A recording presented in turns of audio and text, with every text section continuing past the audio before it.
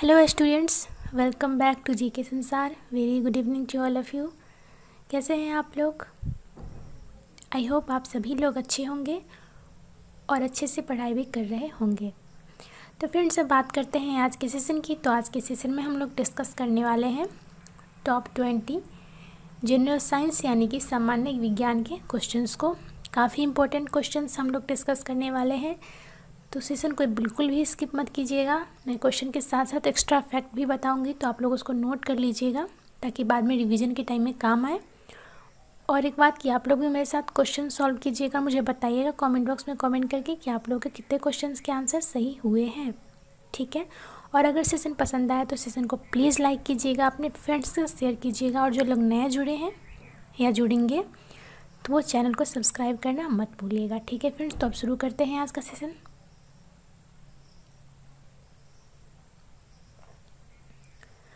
First question हमारा ये है कि अगर एथिलीन से भरे गुब्बारे को छिद्रित करके तुरंत समान दाब पर हाइड्रोजन से भरे टैंक में डाल दिया जाता है तो कुछ समय बाद गुब्बारे का क्या होता है। यानी कि अगर किसी गुब्बारे में एथिलीन भरा हुआ है तो उस गुब्बारे में अगर छेद कर दिया जाए और उसके तुरंत बाद उसको हाइड्रोजन से भरे टैंक में समान दाब यानी कि सेम प्रेशर में डाल दिया जाए तो गुब्बारे पे उसका क्या फ़र्क पड़ेगा, ये बताना है। 4 ऑप्शन है आपके पास, तो गुब्बारे का क्या होगा वो बताना है। आई थिंक आप लोगों ने अपना आंसर मार्क कर लिया होगा। इसका मैं आंसर बता देती हूँ। इसका जो आंसर होगा वो होगा ऑप्शन नंबर बी, यानी कि बड़ा हो जाएगा। अगर एथिलीन से भरे गुब्बारे को छिद्रित करके यानी गुब्बारे में छेद करके तुरंत समान दाब पर हाइड्रोजन से भरे टैंक में डाल दिया जाए तो कुछ समय बाद जो गुब्बारा है वो बड़ा हो जाएगा, ठीक है। आई होप ये क्लियर हो गया। Let's move ahead. अगला क्वेश्चन है कि वैसा यौगिक जो ऑक्सीकारक तथा अवकारक दोनों ही तरह कार्य करता है, इन चारों में से ऐसा कौन सा वो यौगिक है यानी कंपाउंड है जो ऑक्सीकारक और अवकारक दोनों ही तरह काम करता है, उसका नाम बताना है। तो आई थिंक आप लोगों ने आंसर मार्क कर लिया होगा अपना। मैं आंसर बता देती हूँ, मैच कर लीजिए। इसका आंसर होगा ऑप्शन नंबर डी, यानी कि सोडियम पेरोक्साइड। सोडियम पेरोक्साइड एक ऐसा कंपाउंड है जो ऑक्सीकारक तथा अवकारक दोनों ही तरह कार्य करता है, ठीक है। समझ आया? Let's move ahead. Next question है हमारा कि अष्टक नियम है, उसको प्रतिपादित किन्होंने किया था। प्रतिपादित करने वाले वैज्ञानिक का नाम बताना है। 4 ऑप्शन है आपके पास। इन चारों में से कौन से ऐसे वैज्ञानिक हैं जिन्होंने अष्टक नियम को प्रतिपादित किया था, अष्टक नियम दिया था, उनका नाम क्या है। तो उनका जो नाम है फ्रेंड्स वो है न्यूलैंड, यानी कि option number D is our correct answer. Newland जो है वो उन वैज्ञानिक का नाम है जिन्होंने अष्टक नियम को प्रतिपादित किया था। इंपॉर्टेंट क्वेश्चन है, आप लोग नोट जरूर करते चलिएगा। तो अष्टक नियम को दिया था न्यूलैंड ने, ठीक है। समझ आ गया होगा। Next let's move ahead. Next question को देखते हैं। अगला क्वेश्चन है कि वैसा तत्व जो रंगीन यौगिक का बना है, इन चारों में से ऐसा कौन सा तत्व है जो रंगीन यौगिक यानी कि कलरफुल कंपाउंड का बना है, उसका नाम बताना है। वो कौन सा तत्व है।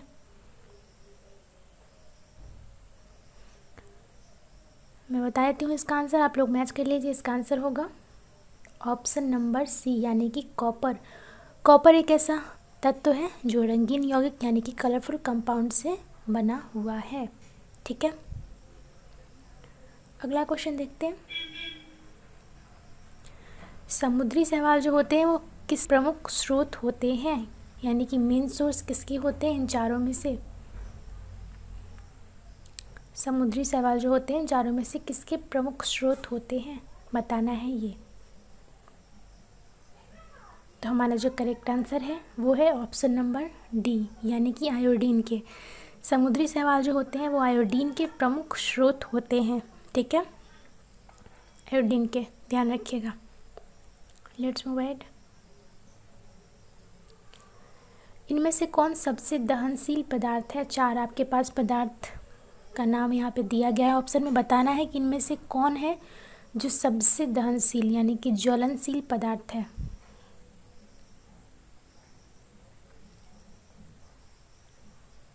मैं आंसर बता देती हूँ, मैच कर लीजिए। इसका आंसर होगा ऑप्शन नंबर ए, यानी कि पेट्रोल। पेट्रोल जो है इन चारों में से सबसे ज़्यादा दहनशील या ज्वलनशील पदार्थ है।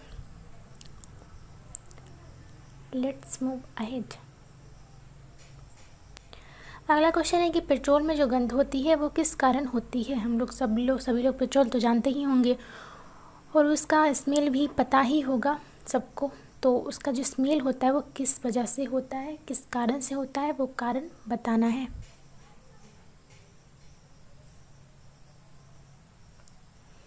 आप लोग अपना आंसर मार्क कर लीजिए। मैं बता देती हूँ, इसका जो आंसर होगा वो होगा ऑप्शन नंबर सी, यानी कि पेट्रोल में जो गंध होती है, स्मेल होती है, वो होती है सल्फर के कंपाउंड के यानी कि यौगिकों के कारण। सल्फर के यौगिकों के कारण होता है पेट्रोल में गंध। ठीक है, अब कोई पूछे तो बता सकते हैं आप लोग उसको, या आई थिंक कुछ स्टूडेंट को पहले भी पता होगा ये आंसर कि पेट्रोल में जो स्मेल होती है उसका रीज़न होता है सल्फर के यौगिक। ठीक है, लेट्स मूव अहेड। वह कांच जिसका प्रयोग चश्मा बनाने में किया जाता है। काफ़ी कॉमन सा क्वेश्चन है। कौन सा वो ग्लास होता है, कौन सा कांच होता है जिसका प्रयोग चश्मा बनाने में किया जाता है। तो इसका आंसर क्या होगा? इसका आंसर होगा ऑप्शन नंबर ए, यानी कि क्रुक्स ग्लास। क्रुक्स ग्लास का हम लोग यूज़ करते हैं चश्मा बनाने में। याद रखिएगा आप लोग, इम्पॉर्टेंट क्वेश्चन है, कोई भी पूछ सकता है आप लोगों से, एग्जाम में भी आ चुका है कि क्रुक्स ग्लास का यूज़ करते हैं चश्मा बनाने के लिए। ठीक है, अगला क्वेश्चन है कि वह ग्लास जो बसों तथा हवाई जहाज़ों की खिड़कियों में लगाया जाता है वो कौन सा ग्लास होता है। सभी लोगों ने एटलीस्ट बस में तो सफ़र किया ही होगा, तो उसके विंडो में जो ग्लास लगा रहता है, कांच लगा होता है, वो कौन सा ग्लास होता है ये बताना है। तो इसका आंसर होगा ऑप्शन नंबर बी, यानी कि अस्तरित ग्लास। अस्तरित ग्लास लगा रहता है बसों तथा हवाई जहाज़ों की खिड़कियों में। ठीक है, चश्मा में हम लोग क्रुक्स ग्लास का यूज़ करते हैं और बसों तथा हवाई जहाज़ों की खिड़कियों में लगाया जाता है अस्तरित ग्लास। याद रखिएगा आप लोग। Let's move ahead. Next question है कि ब्रह्मांड में किसकी अधिकता है। 4 ऑप्शन है, बताना है ब्रह्मांड में किसकी अधिकता है।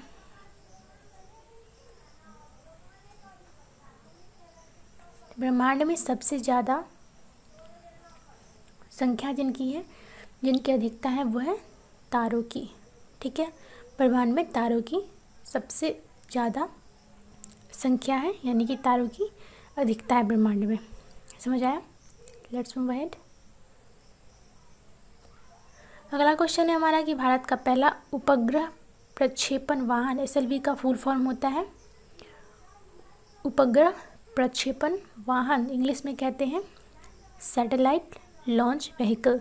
ठीक है, नोट कर लीजिए, सैटेलाइट लॉन्च व्हीकल हिंदी में होते हैं उपग्रह प्रक्षेपण वाहन। तो भारत का पहला एसएलवी कहाँ से छोड़ा गया था? 4 जगह का नाम दिया हुआ है, बताना है इनमें से कौन सी जगह से भारत का पहला सैटेलाइट लॉन्च व्हीकल यानी कि उपग्रह प्रक्षेपण वाहन, जिसको शॉर्ट में एसएलवी कहते हैं, छोड़ा गया था।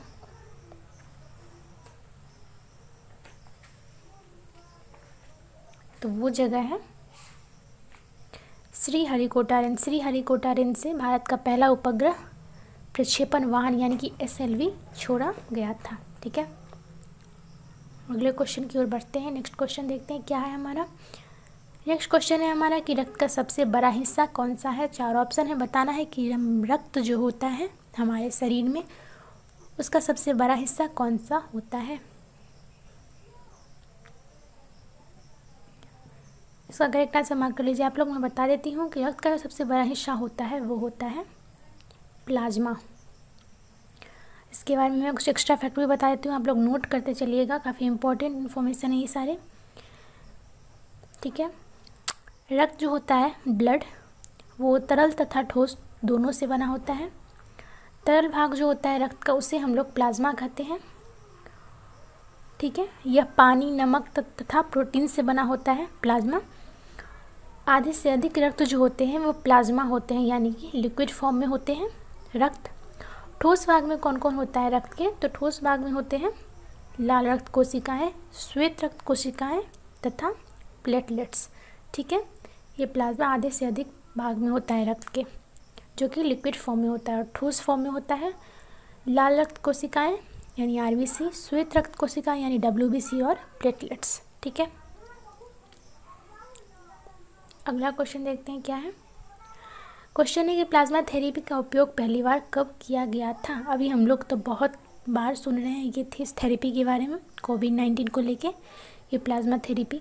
तो कोई भी पूछ सकता है और एग्जाम में भी आ सकता है कि प्लाज्मा थेरेपी का उपयोग जो है पहली बार कब किया गया था। तो फ्रेंड्स, प्लाज्मा थेरेपी का जो उपयोग हुआ था वो पहली बार किया गया था 1890 में। काफ़ी पहले की थेरेपी है ये।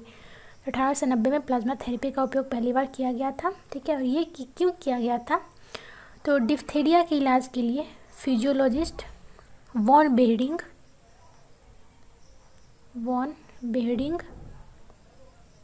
और कीटा साटो ये दो फिजियोलॉजिस्ट थे। वॉन बेहरिंग और कीटा साटो ये दो वैज्ञानिक के नाम थे, जिन्होंने 1890 में इस थेरेपी की खोज की थी। ठीक है, उन्होंने इस खोज में क्या देखा कि डिप्थीरिया से संक्रमित जो जानवर हैं उसके सीरम को डिप्थीरिया से जो दूसरे संक्रमित जानवर है उसमें उस सीरम को चढ़ाने पे क्या होता है कि उस रोग से लड़ने की जो प्रतिरोधक क्षमता है वो आ जाती है।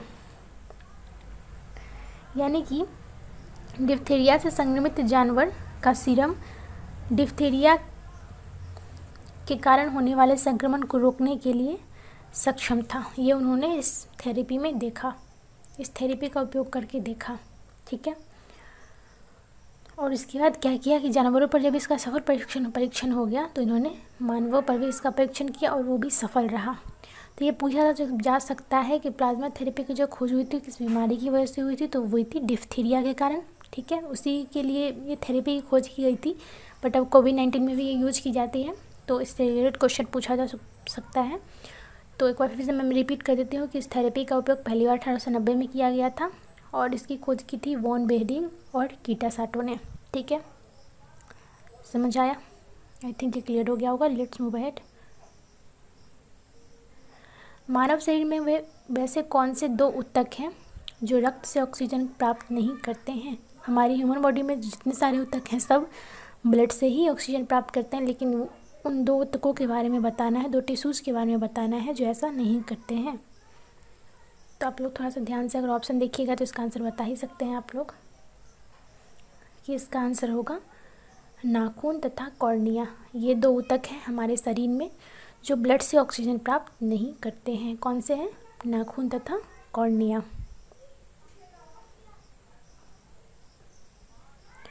आँख का कौन सा भाग आँखों के रंग का निर्धारण करता है, यानी किस इंसान की आँख का रंग कैसा होगा, वो रंग का निर्धारण आँख का कौन सा भाग करता है, उसका नाम बताना है। तो वो है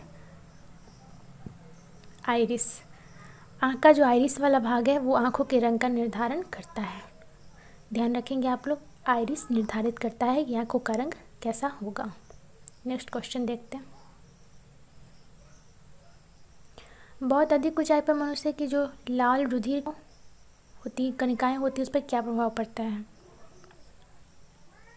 आरबीसी। ठीक है, बहुत अधिक ऊंचाई पर जाने पर हमारे जो आरबीसी होती है उस पर क्या प्रभाव पड़ता है ये बताना है। तो बहुत अधिक ऊंचाई पर जाने पर मनुष्य की जो लाल रुधिर कण यानी आरबीसी होती है वो क्या होता है, उसकी जो संख्या है वो बढ़ जाती है। ठीक है, बहुत अधिक ऊंचाई पर मनुष्य की जो लाल रुधिर कणिकाओं की संख्या होती है वो क्या होती है, बढ़ जाती है। याद रखिएगा आप लोग। अगला क्वेश्चन है हमारा कि मानव त्वचा, बालों और आँखों को उनका रंग देने वाले रंजक यानी कि पिगमेंट को क्या कहा जाता है। 4 ऑप्शन है, बताना है कि इनमें से कौन सा करेक्ट आंसर होगा। मानव की त्वचा किस रंग की होगी, बालों का कलर क्या होगा, आँखों का रंग क्या होगा, उसको देने वाले रंजक होते हैं, पिगमेंट होते हैं, तो उनका नाम बताना है। तो फ्रेंड्स उसका जो नाम होता है वो होता है मेलेनिन।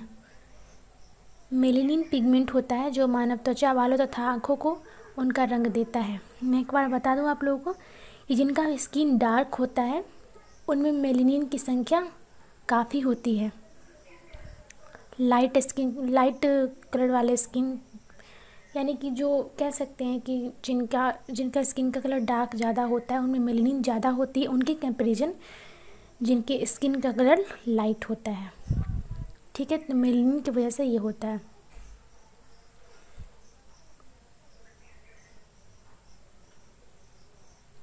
राइबोफ्लेविन क्या है, बताना है। राइबोफ्लेविन क्या है?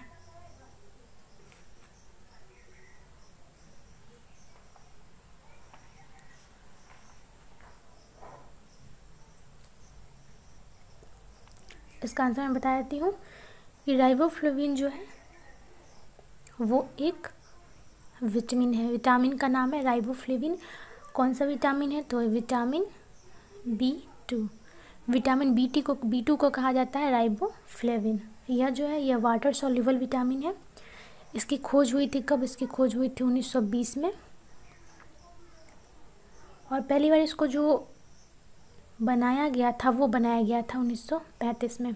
ध्यान रखेंगे, 1920 में इसकी खोज हुई थी, पहली बार इसको बनाया गया था 1935 में। और इसके जो सोर्स हैं यानी कि विटामिन B2 के जो स्रोत हैं वो होते हैं एग्स, ग्रीन वेजिटेबल, मिल्क तथा मीट। ये जो सारे हैं ये सोर्स होते हैं राइबोफ्लेविन के। अगला क्वेश्चन देखते हैं। कीटों का जो अध्ययन किया जाता है उसे हम लोग क्या कहते हैं? कीटों के अध्ययन को क्या कहा जाता है वो बताना है। तो स्टूडेंट्स, कीटों का जो अध्ययन किया जाता है उसे कहते हैं एंटोमोलॉजी, यानी कि कीट विज्ञान। एंटोमोलॉजी कहा जाता है कीटों के अध्ययन को। लोग बाकी तीन ऑप्शन के बारे में भी जान ले। एंथ्रोपोलॉजी क्या होता है? तो एंथ्रोपोलॉजी में इसको नरविज्ञान कहते हैं। इसमें हम लोग मानव का अतीत, उसके वर्तमान, उसके बिहेवियर, लक्षणों, इस सब के बारे में अध्ययन करते हैं एंथ्रोपोलॉजी में। ओमिथोलॉजी क्या होता है? इसे पक्षी विज्ञान कहते हैं। इसमें हम लोग पक्षियों के बारे में अध्ययन करते हैं। और जियोलॉजी आप लोगों को पता ही होगा, पृथ्वी विज्ञान, पृथ्वी के बारे में हम लोग अध्ययन करते हैं कि चट्टानों का कलर कैसा था, क्या कैसा नहीं था, कब बना नहीं बना, जो भी होता है पृथ्वी के बारे में सब हम लोग जियोलॉजी में अध्ययन करते हैं। ठीक है, तो कीटों के अध्ययन को क्या कहते हैं? उसे कहते हैं एंटोमोलॉजी, यानी कि कीट विज्ञान। अगले क्वेश्चन की ओर बढ़ते हैं। नेक्स्ट क्वेश्चन है हमारा, निम्नलिखित में से किसे मानव शरीर की जैव रसायन प्रयोगशाला भी कहा जाता है, यानी बायोकेमिकल लेबोरेटरी कहा जाता है ह्यूमन बॉडी का किसे? तो ये हम लोग कहते हैं यकृत, यानी कि लीवर को मानव शरीर यानी कि ह्यूमन बॉडी का बायोकेमिकल लेबोरेटरी यानी कि जैव रसायन प्रयोगशाला भी कहा जाता है। हम लोग जानते हैं कि यकृत जो है यह ह्यूमन बॉडी का सबसे बड़ा ग्लैंड होता है। यह पित्त प्रोड्यूस्ड करता है, जो क्या करता है? पाचन तथा वसा और विटामिन के अवशोषण में मदद करता है। पाचन की क्रिया के लिए रसायन ये प्रोड्यूस करता है यकृत, यानी कि लीवर। पाचन डाइजेशन की जो प्रक्रिया होती है उसके लिए केमिकल प्रोड्यूस करता है, इसलिए हम लोग इसे क्या कहते हैं? जैव रसायन प्रयोगशाला। ठीक है, let's move ahead. Last question देखते हैं, किस दवा का वेदना से राहत पाने के लिए प्रयोग किया जाता है? 4 ऑप्शन है। इसका आंसर फ्रेंड्स मैं नहीं बताऊंगी आप लोगों को, इसका आंसर आप लोग मुझे बताएंगे कमेंट बॉक्स में कमेंट करके, और जो भी इसका करेक्ट आंसर देंगे उनका नाम मैं कल के सेशन में लूँगी। मैं फिर से रिपीट कर देती हूँ कि किस दवा का वेदना से यानी कि दर्द से राहत पाने के लिए प्रयोग किया जाता है। 4 ऑप्शन है, देख लीजिए आप लोग, स्क्रीनशॉट ले लीजिए इसका, और इसका आंसर मुझे कमेंट बॉक्स में कमेंट करके बताइएगा इस सेशन के एंड होने के बाद। ठीक है,